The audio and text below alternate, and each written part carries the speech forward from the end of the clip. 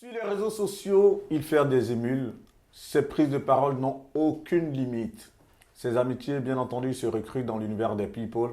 Porté par des footballeurs de renom, il a su se faire une place de choix dans le cœur des internautes, au point où ses directs Facebook sont suivis par des milliers de personnes. Affublé du pseudonyme du moins, d'Apucho National, le jeune homme ne laisse personne indifférent. Et ça, c'est clair. Lorsqu'il commence ses directs Facebook, vous allez voir comment il va commencer tout à l'heure cette interview, on vous le dira. Et donc, outre la toile où il incarne à la perfection donc bien de marqueurs identitaires, qui est réellement Stéphane Habré? Et c'est ce que nous allons donc essayer de décortiquer le long donc de cette interview qu'il a bien voulu nous accorder. C'est pas parce que forcément que je ne m'exprime pas correctement bien en français que je suis une beauté. Quand les gens viennent sur mes directs, les petites fautes que je fais, mais ils savent déjà de quoi je parle. Donc c'est pas une question de faire des petites fautes de grammaire.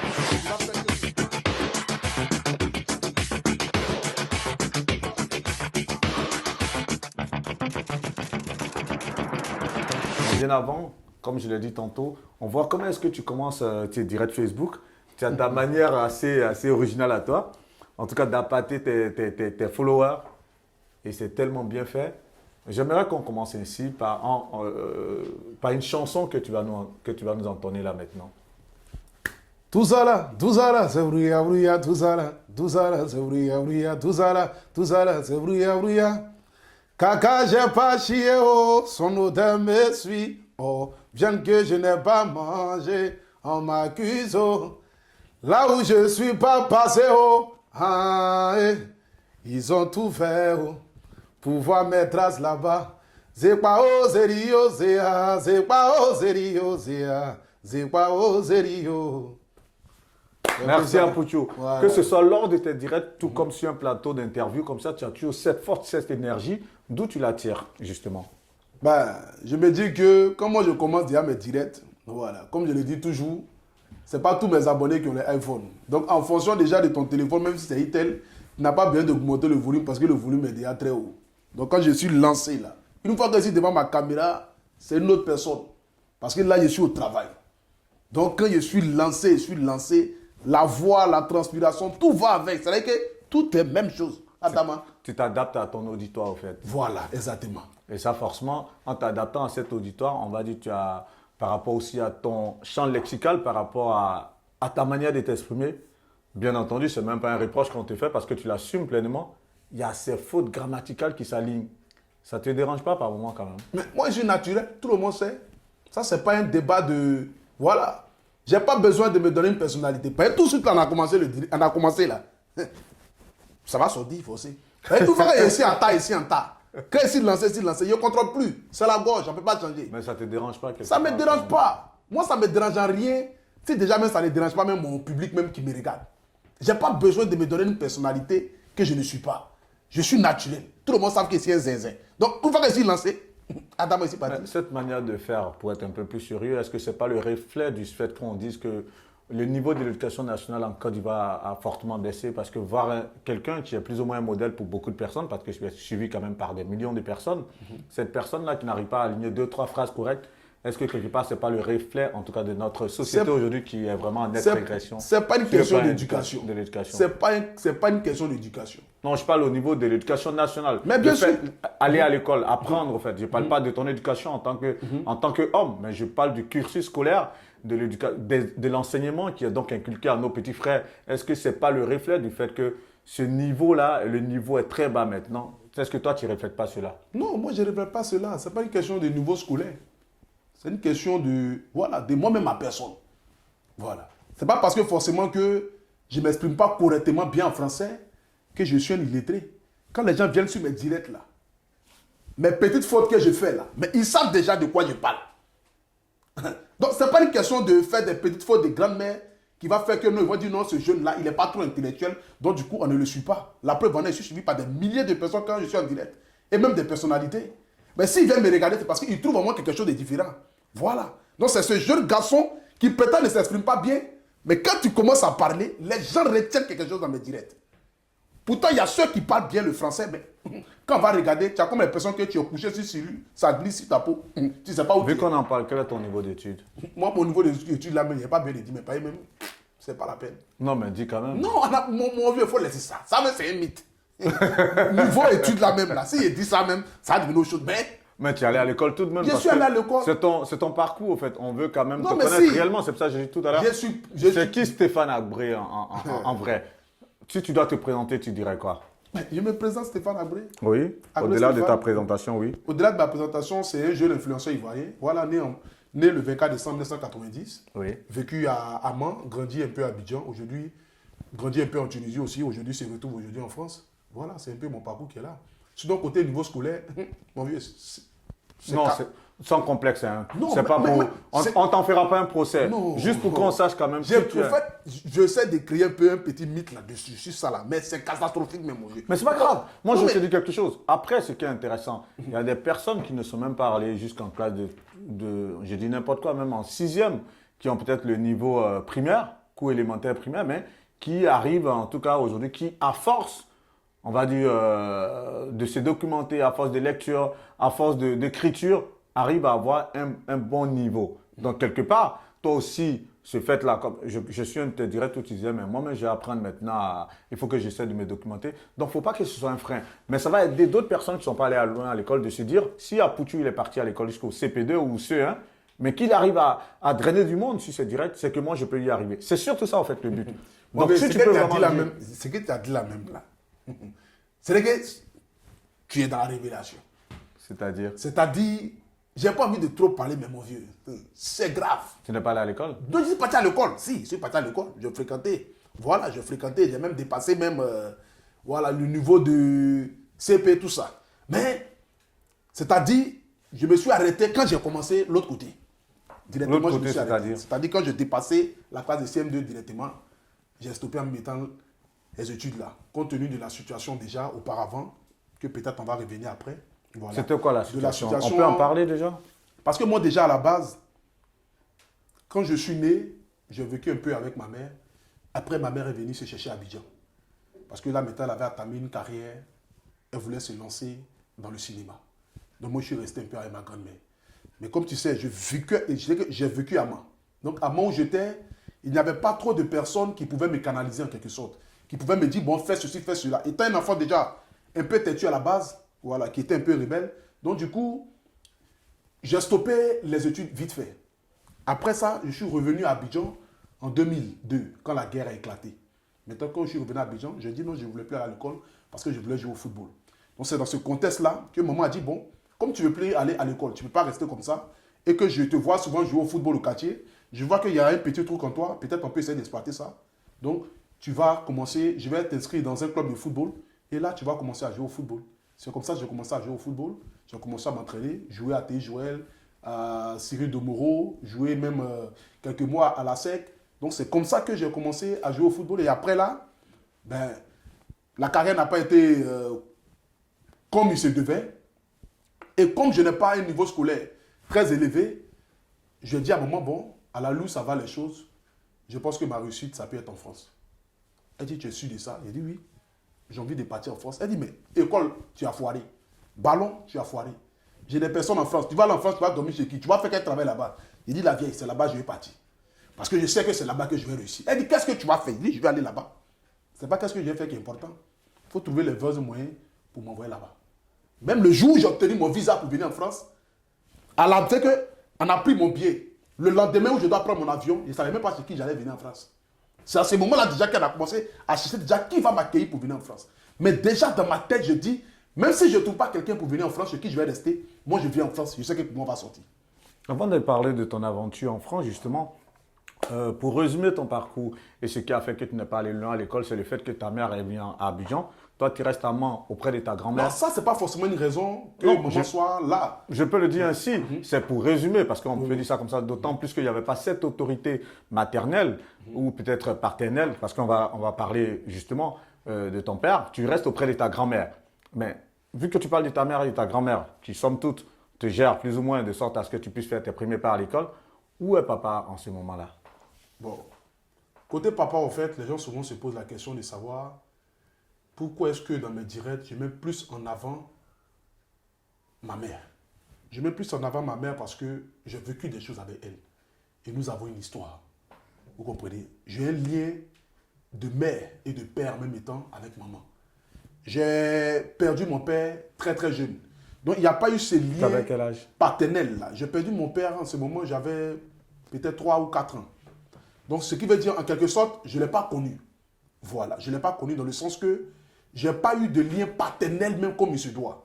Mais par la grâce de Dieu, maman est tombée sur une personne qui véritablement m'a aimé et m'a fait connaître un peu ce qu'on appelle l'amour d'un père. Et c'est ce monsieur-là qui est beaucoup discret, qui n'est pas dans les histoires de Facebook, des réseaux sociaux. Donc, raison pour laquelle souvent, même si j'ai envie de le faire, mais je me fais violence sur moi-même pour ne pas que... Maman, au fait, elle s'est dit qu'elle est déjà habituée. Dans le sens que elle est déjà dans le milieu du cinéma. Elle connaît à peu près un peu le système un peu. Même si le vieux aussi il est dans le milieu du cinéma, mais lui, il n'est pas dans les histoires des injures, des clashs, des choses comme ça. Donc, je ne vais pas même le donner, même ne serait-ce que même à la vedette, même populaire, même pour que les gens même sachent même qui est ce monsieur-là. Parce que c'est un grand monsieur qui véritablement est même plus que même un père. Parce que ce qu'il m'a donné même, je ne pourrais même pas imaginer peut-être que même, est-ce que mon père même aurait pu même me donner ça. Mais justement, comment on grandit lorsqu'on perd son père à 3 ans? Ben, on grandit avec beaucoup de choses qui m'ont manqué. Beaucoup de choses qui m'ont manqué dans le sens que je voyais souvent mes amis, lorsqu'il y avait des fêtes de Noël, je voyais mes amis où les papas venaient donner les cadeaux et tout ça. Et moi, à l'époque, à chaque fois qu'on me posait la question, je disais toujours que mon papa il était aux États-Unis. J'ai grandi avec ça jusqu'à même à l'âge de 24 ans. Donc, c'est-à-dire, à chaque fois qu'on me posait la question, je disais toujours que mon père, il était aux États-Unis. Mais on me disait, mais ton père est aux États-Unis, mais on ne voit jamais sa photo, on ne voit jamais. Parce que je me disais que même s'il n'est pas auprès de moi, mais quelque part, il est auprès de moi. Donc, je n'ai jamais accepté qu'il ne soit pas là. Mais je me mettais toujours que... Il y avait un manque, c'est qu'il y avait le vide qui est là, mais je compensais ça avec le fait que je dis, bon, il est dans un autre pays, ou bien soit il est quelque part, forcément un jour je vais le retrouver, mais soit forcément un jour je fais ceci. Mais je grandis avec ça dans le sens que ça a été des moments difficiles que je n'ai jamais en parlé à qui que ce soit, même pas à ma mère. Et qu'il y a des choses même dans ce sens-là. Quelle est justement la dernière image que tu gardes de ton père, même si tu avais 3 ans quand même? Bon, la dernière image que je garde de mon père, quand je fouille même dans mon passé, je vois une seule image où il me donnait un bonbon sucette. Où il me donnait quelque chose, un bonbon sucette. C'est la seule image même, quand je fouille même au plus profond de moi, c'est la seule image que moi je garde de ce monsieur. Mais néanmoins, je me dis quel que soit là où il est, il veille sur moi et contribue aujourd'hui à ce que j'arrive aujourd'hui là où je suis. Même si je ne l'ai pas connu véritablement. Mais j'ai quand même un père. Et ce père-là, c'est celui que je porte son nom aujourd'hui, qui s'appelle Steven Abré, qui m'a donné l'amour d'un père, qui était là, qui m'a guidé sur le droit chemin. Excuse-moi donc, quelque part, tu ne portes pas le nom de ton père Non, je porte le nom biologique? Non, je ne porte pas le nom de mon père biologique. Mais pourquoi? Ben, je ne porte pas le nom de mon père biologique parce que moi-même, déjà, même, je l'ai choisi. Je l'ai choisi dans le sens que...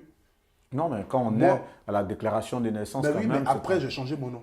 Ok. Voilà, j'ai changé mon nom dans le sens que quand tu vois aujourd'hui les efforts qu'un homme qui n'est peut-être pas ton père biologique fait pour toi, tu te dis que... Parce que avant que maman ne change ou qu'on ne change mon nom, on m'a demandé mon avis parce que j'étais déjà grand. J'avais déjà 16 ans. C'était à l'époque en 2006. Quand il venait juste même de connaître maman. J'ai vu un peu comment il prenait ma mère. Parce que moi et ma maman, on a vécu beaucoup de choses. J'ai vu un peu les hommes que maman a connus avant qu'elle ne croie ce monsieur. Et quand il est venu, ce qui m'a marqué plus chez ce monsieur, c'est que avant même qu'il ne demande la main de ma maman, il a demandé d'abord la main de ma maman à moi. Il m'a fait asseoir comme un grand garçon. Parce que moi, j'avais 16 ans. Et il m'a dit, ah, j'aime ta maman. Je viens de la croiser, ça ne fait même pas encore 3 mois. Mais je vais la marier. Je vais faire d'elle ma femme. Et je demande ton avis parce que tu es l'homme de la maison. Et depuis lors jusqu'à aujourd'hui, ce monsieur-là, il m'a marqué complètement. Complètement dans le sens que je cherchais un homme qui pouvait donner à ma maman ce qu'elle a toujours rêvé. Je cherchais un homme qui pouvait l'aimer, la valoriser, la faire, c'est-à-dire que faire son bonhomme de chemin avec elle jusqu'à ce que peut-être, voilà, ils rentrent dans la richesse. Ils ont vécu des choses. Donc, quand maman a dit, ah, on va désormais que tu portes le nom de Abré, j'étais content. Parce que moi-même, déjà dans mon cœur, je voyais déjà en lui Sinon, tu aurais ce dû père. t'appeler comment? Hmm? En temps normal, tu aurais dû t'appeler comment à l'état civil? En temps normal, j'aurais dû m'appeler, à la base, j'allais porter un nom Touré. Parce qu'à la base même, mon véritable père, il est musulman. C'est-à-dire qu'à la base même, j'ai un côté musulman. J'ai un côté musulman, mais que aujourd'hui peut-être c'est la première fois que Ouais, tous parce que ceux qui me suivent, je vois que tu en parles voilà, avec. c'est la Même première le fois fait de que prononcer même le nom, j'ai senti une petite c'est la une première fois émotion, qu'aujourd'hui ouais. le monde entier va savoir. Parce que ce que je dis aujourd'hui, je ne l'ai jamais dit auparavant à qui que ce soit. C'est touchant, merci en tout Je ne l'ai cas. jamais dit auparavant à qui Merci que de ce soit. t'ouvrir ainsi sur notre Voilà, plateau. je ne l'ai Merci jamais dit beaucoup. auparavant à qui que ce soit.